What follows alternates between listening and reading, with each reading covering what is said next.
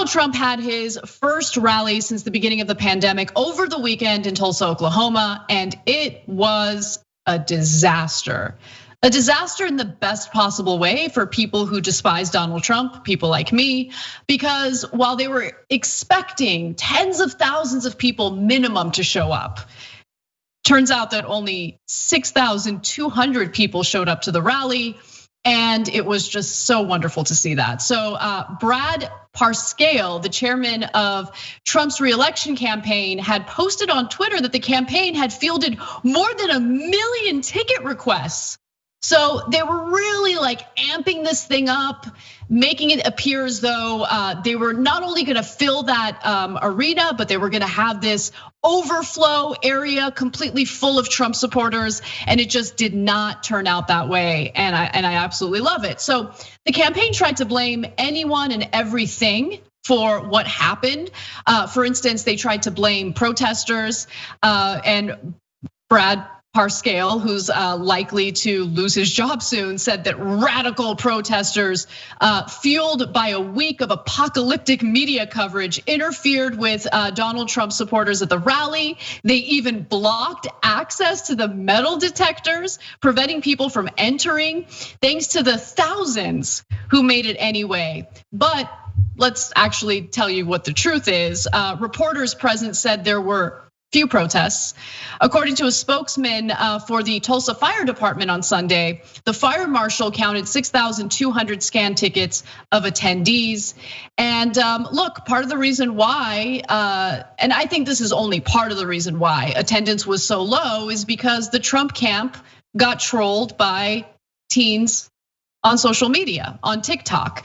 After the campaign, or after the Trump campaign's official Team Trump posted a tweet asking supporters to register for free tickets using their phones on June 11th, K-pop fan accounts began sharing the information with followers, encouraging them to register for the rally and then not show. By the way, K-pop, fighting for democracy one day at a time. It's kind of incredible to see it. Anytime there's like a pro-Trump word trending or topic trending on Twitter, the K-pop group, they come in with those wonderful K-pop videos, and it's just like the best thing. It makes my heart so happy, which is hard to do these days with all the terrible news.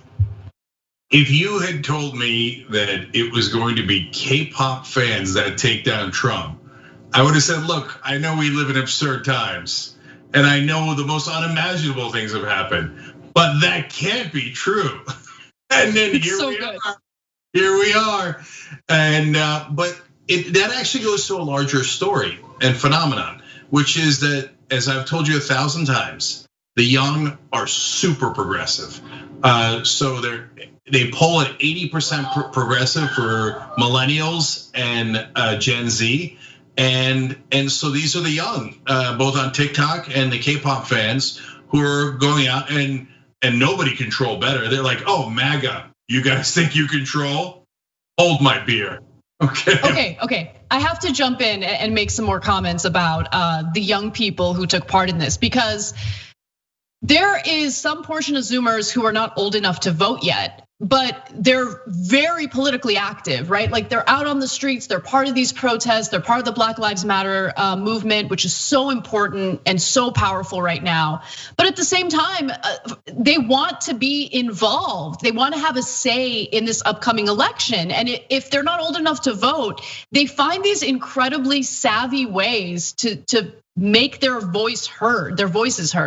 And I just love it. Like there was recently a post on Twitter that showed all of these like comments by Zoomers in regard to millennials, and they were like totally roasting millennials.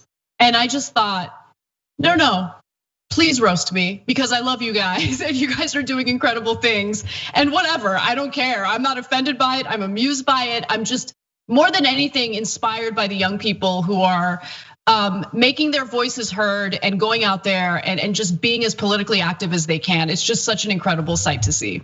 And then I want to talk about the disconnect between boomers and Zoomers, because I mean, Gen Z makes me look like a moderate, literally, okay. And so And for the boomers, I'm the most radical left person they've ever seen in their lives, and just the sight of me makes their heads explode. So here, I'll give you a good example. Almost everybody in the media, whether they're in that demographic or not, acts like a boomer. They've never heard of anything online. They hate everything online, and so they act in the old ways. So, for example, the crowd size here is 6,200, and that stadium can hold over 19,000 people. Almost everyone in the media says it was less. It was around 2/3 filled or half filled. That is what every single article and news story has referred. Half filled is the lowest that they go, but most of them say 1/3 of the crowd was missing, 2/3 of the crowd was there.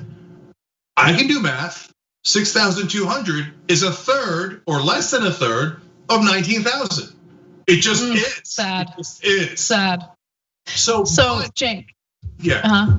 No, just like go ahead. Generation of reporters, they cheat on behalf of Republicans because they're so shell shocked by Republicans. Don't yell at me. Don't yell at me. Okay, I'll do math wrong on your behalf, right?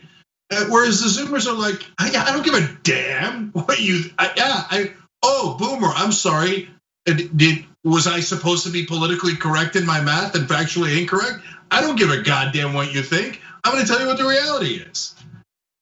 Yeah, it's so amazing. And so one of the highlights from this story was this wonderful video that emerged showing Trump's defeated demeanor following the rally. Let's take a quick look at that.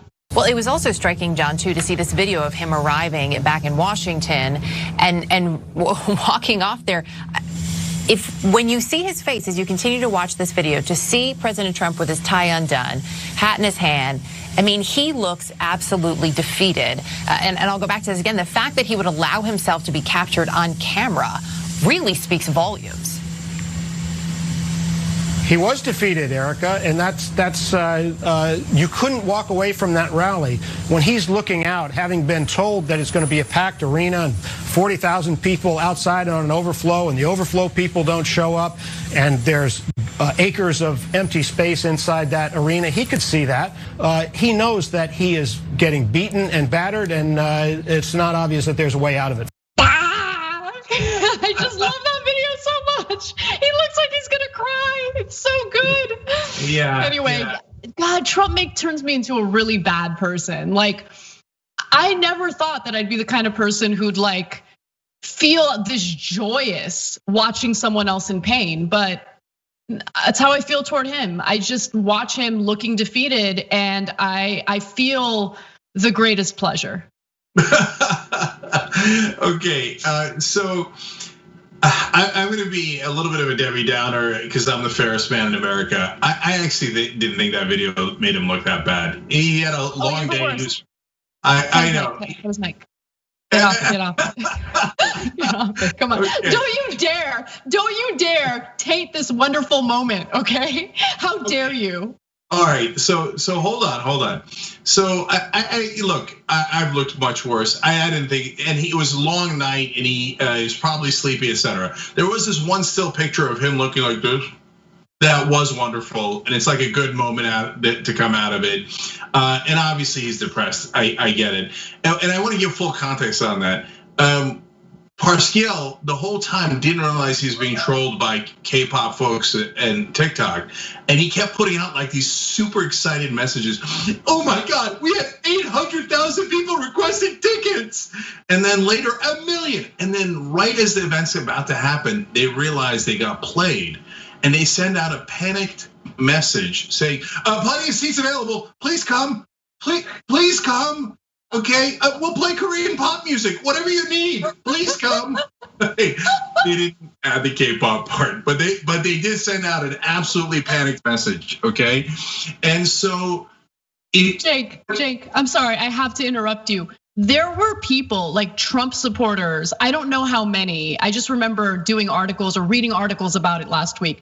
There were people who started camping out in front of the arena like a week before the event was supposed to happen, right? So I bring that up because like these poor people, like they're out there, they got their like lawn chair and their big gulp, and they're like, yeah, I like Trump. No, I'm not wearing a mask. I'm not wearing a mask.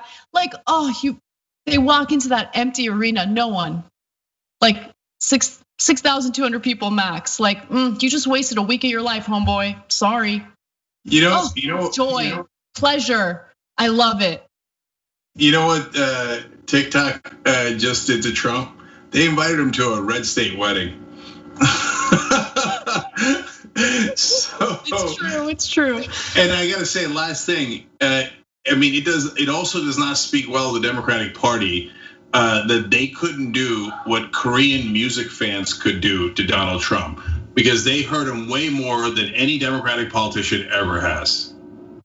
Yep, I never want to hear about people talking, like criticizing young people as lazy or dumb or uninformed.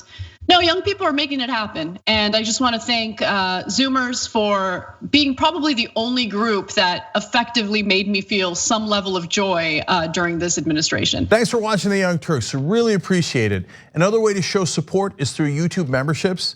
You'll get to interact with us more. There's live chat emojis, badges. You've got emojis of me, Anna, John, JR. So those are super fun. But you also get playback of our exclusive member-only shows and specials right after they air. So all of that, all you gotta do is click that join button right underneath the video. Thank you.